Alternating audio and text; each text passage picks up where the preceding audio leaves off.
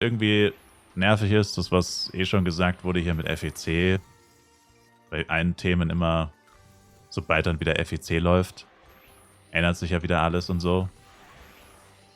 Ja, das ist echt blöd irgendwie, dass du weißt eigentlich ab Mai, also du hast jetzt eigentlich nur noch Zeit bis Mai für irgendwas und dann ist eh FEC und dann spielst du eh wieder 5 Monate nicht. Irgendwie ist das, ja, sag nicht, irgendwie ist das ein bisschen bescheuert. Also ich glaube echt, irgendjemand hat auch gesagt, ich soll ein FEC in 2 Seasons aufteilen. Quasi noch mehr XP und Drop, dafür die Zeit halbieren oder so. Oder halt aufteilen auf 2 Mal im Jahr. Und ich weiß nicht, ob das so klug wäre. Wahrscheinlich nicht. Ich weiß nicht. 5 Monate ist einfach zu lange.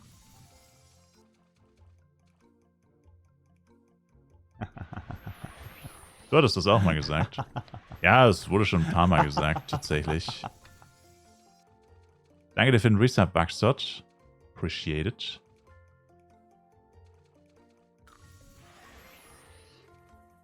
Du würdest das grinden. Du meinst, wenn es auf 2 Mal aufgeteilt wird? Ja, ich weiß nicht.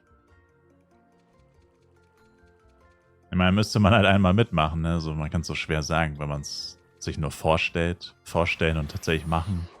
Das sind immer 2 Sachen. Nach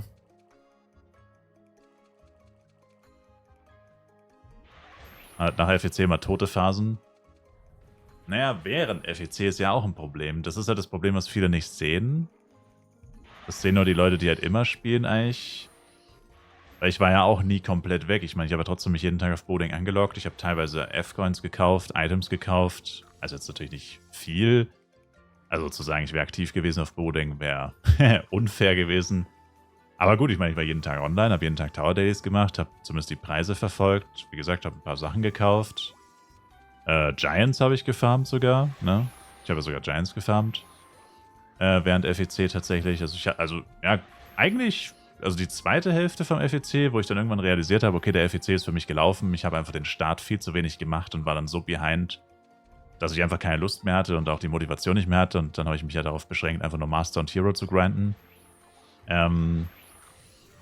Ich meine, die zweite Hälfte war ich schon ziemlich aktiv und du merkst halt wirklich, ich meine, natürlich im Fall vom Gigen war es natürlich gut, deswegen habe ich es ja auch gemacht. Ich meine, es war auch eine strategische Entscheidung, denn dann Gigen zu gehen, wenn sehr wenig los ist, logischerweise, weil nur dann macht Gigen ja überhaupt Sinn, wenn du relativ viele Giants findest, ohne groß nach denen suchen zu müssen. Aber trotzdem ist es halt irgendwie nervig, weil wie gesagt, wenn du dann wirklich mal was suchst, ich habe zum Beispiel mal überlegt, kaufe ich mir jetzt Ranger-Schmuck? Dann habe ich angefangen danach zu suchen. Ja, kein Mensch hatte das. Niemand hat es verkauft. Ich habe legit 2 Wochen danach gesucht. Damals kein Search-Shop, also auch wieder Zeit verschwendet.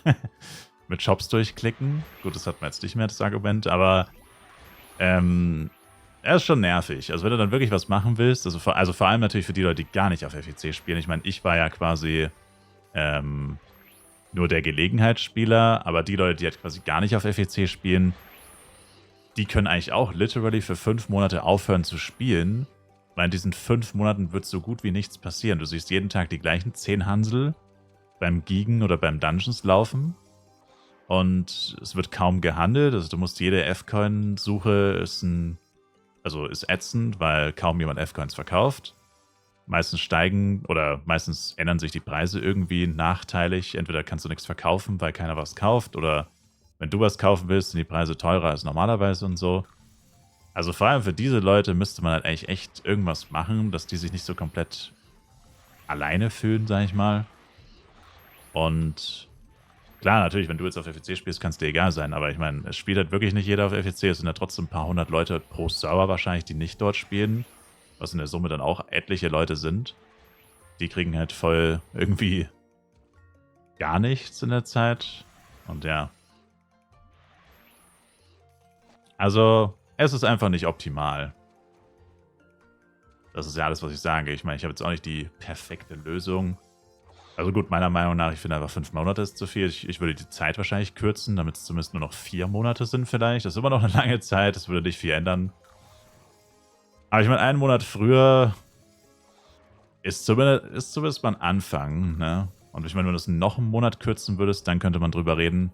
noch mehr XP-Bonus, dann halt 2,5-fach XP und 2,5-fach Drop, dafür nur noch 3 Monate oder so. Also man könnte ja viel machen. Oder ausprobieren.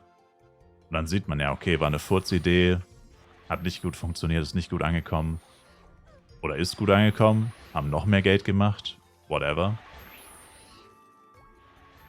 Aber es scheint nicht wirklich bereit zu sein. Also wenn sie diesen FEC wieder genauso machen, wieder 5 Monate, wieder 1:1, dann denke ich mal, ist klar, sie wollen nichts ändern und es ist ihnen egal, was irgendwelche Leute sagen, die sowieso nicht dort spielen. Keine Ahnung. Du hast Lust auf Live, aber willst eigentlich Buro spielen, aber musst ja mal fast FEC spielen. Naja, so fühlt es sich halt an. Und das ist halt eigentlich schlecht. Also mal abwarten, aber die ersten Infos werden halt auch immer erst... Was habe ich letztes Mal gesagt? Also am 29. April, ich habe ja diesen Jahresrückblick gemacht, da habe ich mir das alles nochmal angeschaut. Am 29. April haben sie uns informiert über FEC. Und ich glaube, am 16. Mai ging es los. Es müssten also so ziemlich genau, also etwas, also ja, so roundabout 3 Wochen. Knapp unter 3 Wochen, zwischen 2 und 3 Wochen. Vorher weißt du eigentlich gar nicht, dass es überhaupt kommt. Also die ersten Infos kommen so kurzfristig, dass man die Entscheidung halt auch eigentlich fast schon überstürzen muss. Du hast gar nicht so viel Zeit, ausgiebig darüber nachzudenken. Weil wenn die Infos kommen, ist es halt schon ziemlich spät. Musst du eigentlich schon relativ früh sagen, ja oder nein.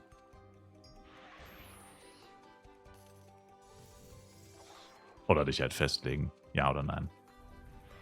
Also viele machen das natürlich jetzt schon. Also für viele steht schon seit Monaten fest. Aber für viele halt auch nicht.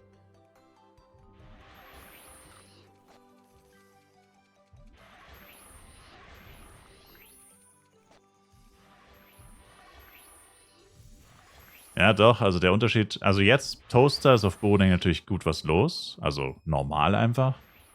Man findet genug Leute, die Wirtschaft lebt, einfach normal. Aber während FEC kannst du eigentlich Minimum 50% der Shops und Charakter löschen, die sind dann einfach nicht mehr da.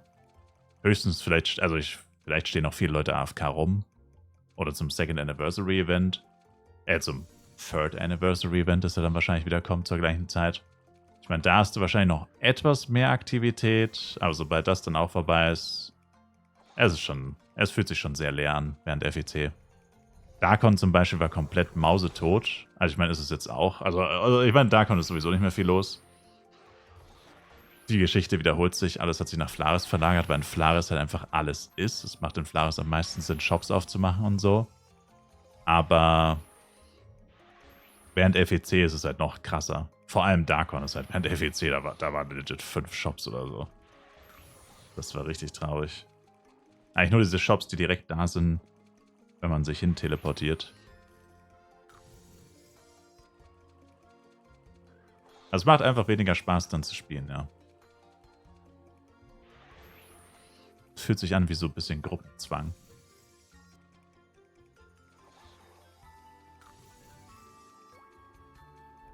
Schafft man locker 152 mit 1 Chance, mit 8 Chance taktisch auf FEC, wenn man nur leveln möchte? Ja. Also ich habe bis 144 gelevelt und habe dann aufgehört zu leveln und habe dann noch über 60 Tage, ich glaube es waren 67 oder so Tage vor Ende, habe ich angefangen Master und Hero zu machen. Also ich hätte wahrscheinlich auch 160 mit 1 Chance erreichen können.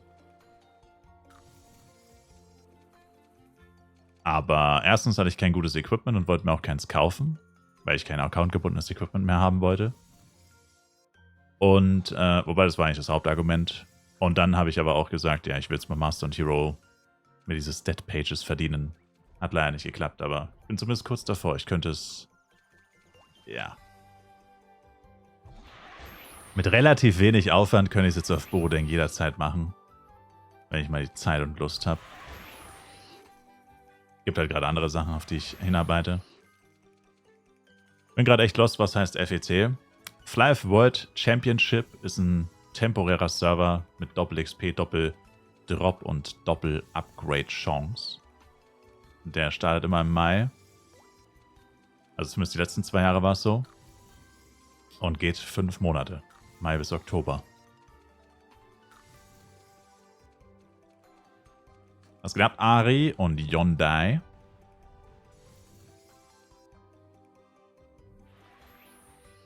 Naja, ich meine, es ist Account gebunden, aber es macht für viele natürlich keinen Unterschied, ob das Account oder Sehen gebunden ist. Für mich auch nicht.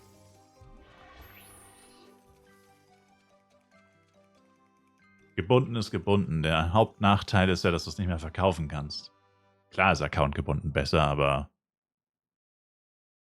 der Hauptverlust ist ja, dass man es nie wieder traden kann mit jemand anderem außer sich selbst.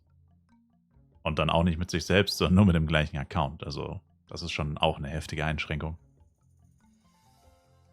Für manche ist es egal.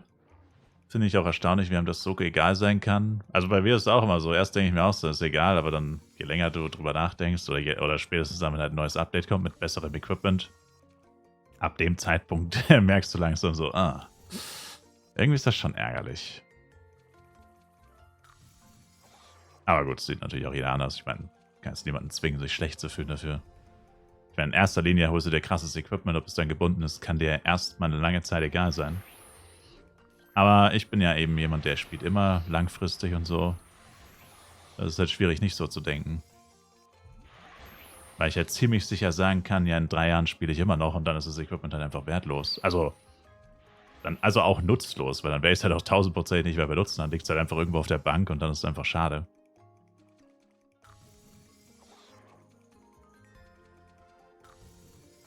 Darum geht es halt letztendlich. Und man hat halt ewig viel dafür gegrindet und vielleicht sogar gecached.